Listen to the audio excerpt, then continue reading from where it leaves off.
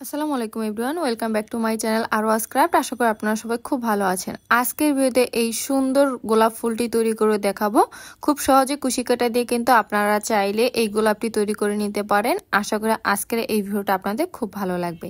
এখানে গোলাপটি তৈরি করার জন্য আমি বাটারিয়ান সুতা নিয়ে নিয়েছি। আপনারা যে কোনো ধরনের সুতা দিয়ে কিন্তু কাজটা করতে পারবেন।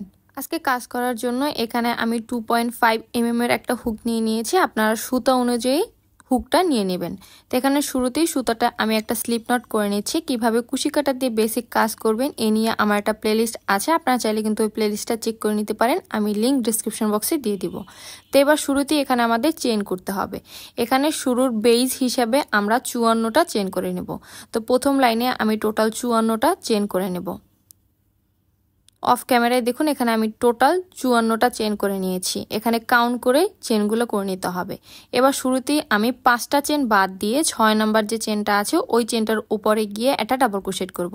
শুরুর 3টা চেন আমি ডাবল ক্রোশেটের জন্য বাদ দিয়েছি, আর পরের 2টা চেন আমি মাঝখানের ঘরের জন্য। এজন্য টোটাল 5টা চেন বাদ দিয়ে 6 নাম্বার ঘরের মাঝখানে গিয়ে আমি একটা ডাবল ক্রোশেট করে দিলাম। এই যে দেখুন এখানে কিন্তু একটা ভি শেপের ঘর তৈরি হয়েছে। এবার আবার আমি নিচের দিক থেকে 2টা চেন বাদ দিয়ে 3 নাম্বার চেনের উপরে গিয়ে শুরুতে একটা ডাবল ক্রোশেট করে দেব। তো 2টা চেন বাদ দিয়ে 3 নাম্বার চেনের উপরে গিয়ে একটা ডাবল ক্রোশেট করে দিলাম। এই যে এবার আমি মাঝখানে যে 2টা চেনে ঘর আছে ওই ঘরটা করার জন্য এখানে 2টা চেন করব। এরপর ওই একই ঘরের মাঝখানে আবার একটা ডাবল ক্রোশেট করে নেব।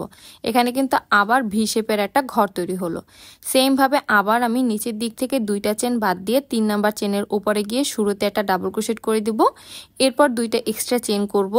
এরপর ওই একই ঘরের মাঝখানে আবার একটা ডাবল ক্রোশেট করে দেব। তাহলে কিন্তু এখানে আবার একটা ভি শেপের ঘর তৈরি হয়ে যাবে। এভাবে করেই আমাদের কাজটা কন্টিনিউ করতে হবে। আবার আমি নিচের দিক থেকে 2টা চেন বাদ দিয়ে 3 নাম্বার চেনের উপরে গিয়ে একটা ডাবল ক্রোশেট করে দিলাম। এরপর 2টা এক্সট্রা চেন করে ওই একই ঘরের মাঝখানে আবার একটা ডাবল ক্রোশেট করে নিচ্ছি। এই যে ভি শেপের যে ঘরগুলো তৈরি হচ্ছে এখানে টোটাল 16টা ঘর আমাদের তৈরি হবে।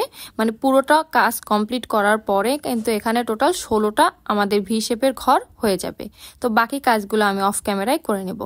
এই যে দেখুন এখানে পুরোটা কাজ আমি অফ ক্যামেরায় করে নিয়েছি। এখানে টোটাল ভি শেপের যে ঘরগুলো এখানে টোটাল 16টা ঘর হয়েছে।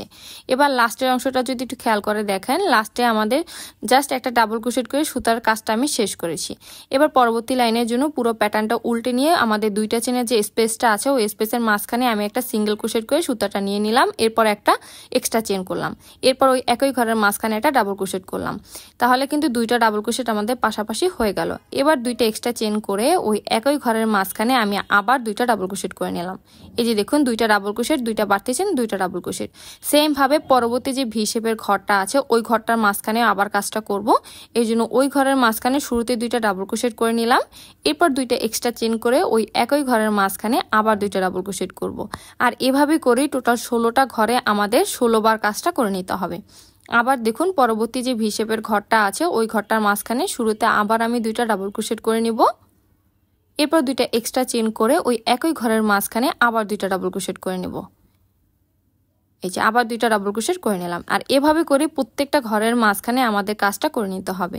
আমি আরও একবার দেখিয়ে দিচ্ছি। দেখুন পরবর্তী যে 2টা চেনের যে ঘরটা আছে ওই ঘরটার মাঝখানে শুরুতে আমি 2টা ডাবল ক্রোশেট করলাম। এরপর 2টা বাড়তি চেন করে ওই একই ঘরের মাঝখানে আমি আবার 2টা ডাবল ক্রোশেট করে নিলাম। এই যে সেম নিয়ম ফলো করে প্রত্যেকটা ঘরের মাঝখানে আমাদের কাজটা করে নিতে হবে।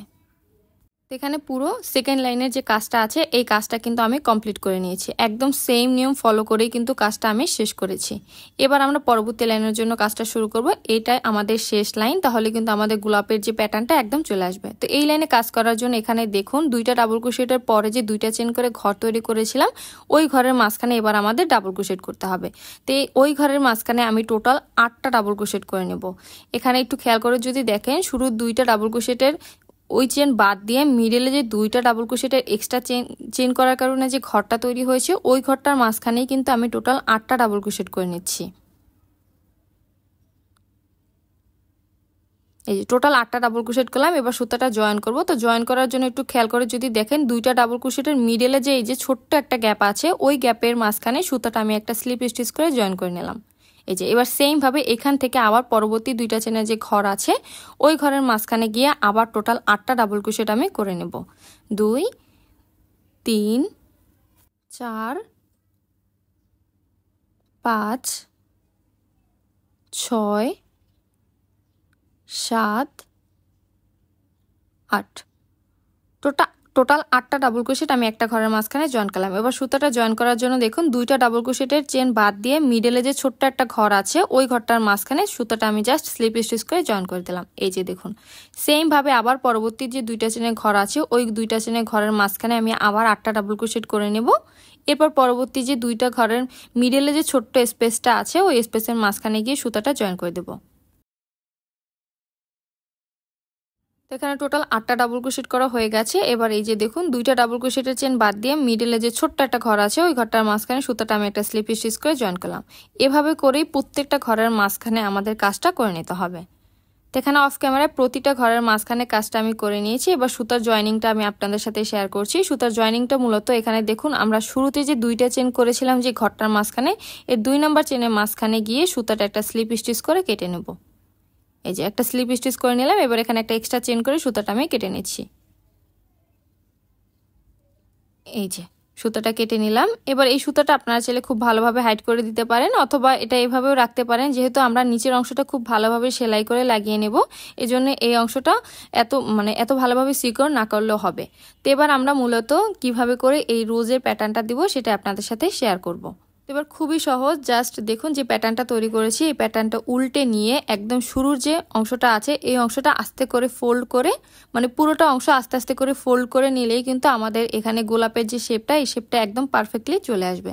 আস্তে আস্তে করে এভাবে করে পেঁচিয়ে নেবেন। আপনারা চাইলে নিচে যে অংশটা ওটা কিন্তু গ্লু গান দিয়েও আটকে নিতে পারেন অথবা একদম এভাবে শেপটা দেওয়ার পরে পেছন সাইড থেকে সুই সুতা দিয়ে খুব ভালোভাবে সিকিউর করে নিতে পারেন। এখানে আমি সুই সুতা দিয়ে সেলাই করে আর দেখাচ্ছি না, এই পেছন সাইডটা জাস্ট ধরে খুব ভালোভাবে সুই সুতা দিয়ে সেলাই করে নিলে কিন্তু আমাদের যে গোলাপটা এই গোলাপটা তৈরি হয়ে যাবে।